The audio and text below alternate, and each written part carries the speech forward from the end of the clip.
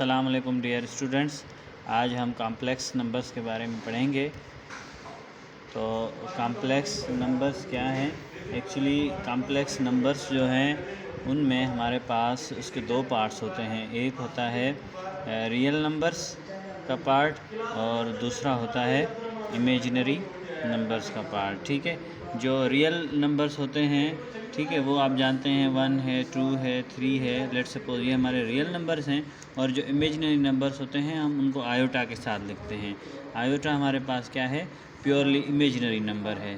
ठीक है, तो इसी तरीके से आयोटा स्क्वायर की जो आयोटा हम क्यों यूज़ करते हैं? हम किसी भी स्क्वायर रूट जो हमारे पास नेगेटिव स्क्वायर रूट हो, जिसकी वैल्यू मालूम करनी हो, लेट्स सपोज हमारे पास -1 है। अब -1 स्क्वायर रूट हम इजीली मालूम नहीं कर सकते, तो उसके लिए साइंटिस्ट ने क्या किया है, जिस साइंटिस्ट ने दिया था उसका नाम मैं आपसे शेयर करता हूँ, जिसने आयोटा के हवाले से दिया था,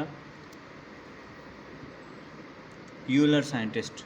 ठीक है, यूलर साइंटिस्ट ने आयोटा इंट्रोड्यूस करवाया था। और आयोटा की वैल्यू होती है सिंपल आयोटा इक्वल्स टू -√1 के बराबर। अगर आयोटा स्क्वायर हम मालूम करें तो दोनों साइड पे हम स्क्वायर लेंगे। जब हम दोनों साइड पे स्क्वायर लेंगे तो स्क्वायर अगले स्टेप में क्या होगा कि आयोटा के ऊपर स्क्वायर रहेगा, लेकिन यहाँ पे आयोटा और स्क्वायर और ये रेडिकल आपस में ख़त्म हो जाएंगे। इसी तरीके से आयोटा स्क्वायर की वैल्यू हमारे पास -1 होगी।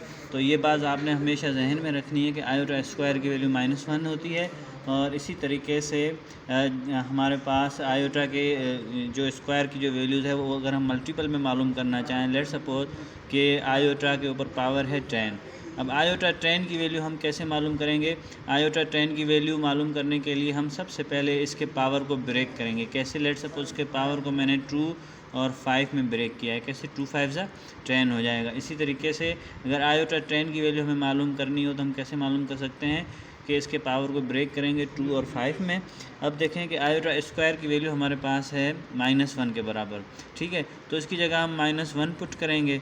-1 पुट करने के बाद यहाँ पे पावर है 5।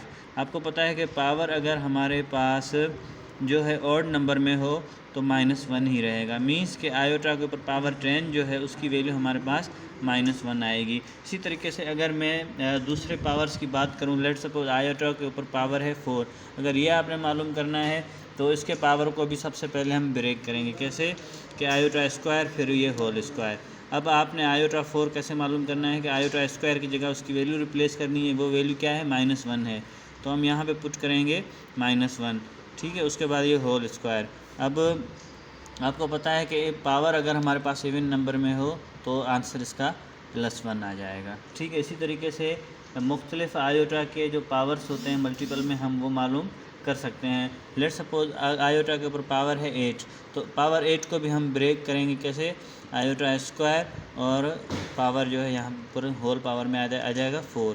फिर ये आयोटा 8 जो पावर है, अब आयोटा स्क्वायर इसकी जगह रिप्लेस करेंगे, इसकी वैल्यू -1, फिर इसका पावर जो है वो 4 रखेंगे। इसी तरीके से पावर हमारे पास इवन नंबर में आ गया है तो उसका आंसर आ जाएगा +1। ठीक है, और उसके बाद अगर हमारे पास यहाँ पे पावर आ जाए 5, लेट सपोज आयोटा के ऊपर पावर है डायरेक्ट 5, तो इस पावर को कैसे ब्रेक करेंगे कि आयोटा स्क्वायर और उसके बाद आयोटा स्क्वायर और उसके बाद मल्टीप्लाई में आयोटा लिख देंगे, सिंपल। ठीक है, अब क्या करेंगे कि आयोटा स्क्वायर की वैल्यू -1, उसके बाद आयोटा स्क्वायर की वैल्यू यहाँ पे भी -1 और आयोटा की वैल्यू हमें मालूम नहीं, तो एज इट इज़ रख देंगे।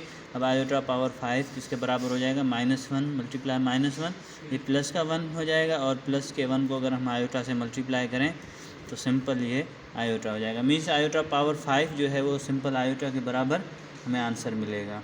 ठीक है, इसी तरीके से हम दूसरी वैल्यूज़ भी मालूम कर सकते हैं। और कॉम्प्लेक्स नंबर में हमेशा दो पार्ट्स होते हैं। कैसे? लेट सपोज हमारे पास एक कॉम्प्लेक्स नंबर है Z। कॉम्प्लेक्स नंबर हमारे पास क्या है? Z। तो Z में हमारे पास हमेशा कॉम्प्लेक्स नंबर में हमारे पास दो पार्ट्स होते हैं। एक होता है रियल पार्ट, दूसरा होता है इमेजिनरी पार्ट। ठीक है, जो इमेजिनरी पार्ट होता है उसको हम आयोटा के साथ लिखते हैं, जो रियल पार्ट होता है उसको हम फर्स्ट A के साथ लिखें। A मीन्स कोई भी हमारे पास नंबर है, ये रियल पार्ट कहलाएगा, रियल नंबर।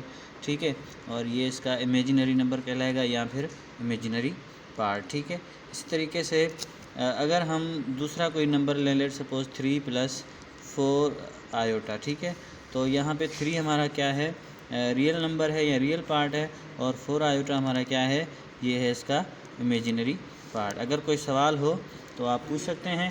इसके अलावा आपका जो होमवर्क है, होमवर्क टास्क में आपकी एक्सरसाइज जो है वो कौन सी एक्सरसाइज सॉल्व आपने करनी है, 2.5 एक्सरसाइज आपकी होमवर्क है। Thank you.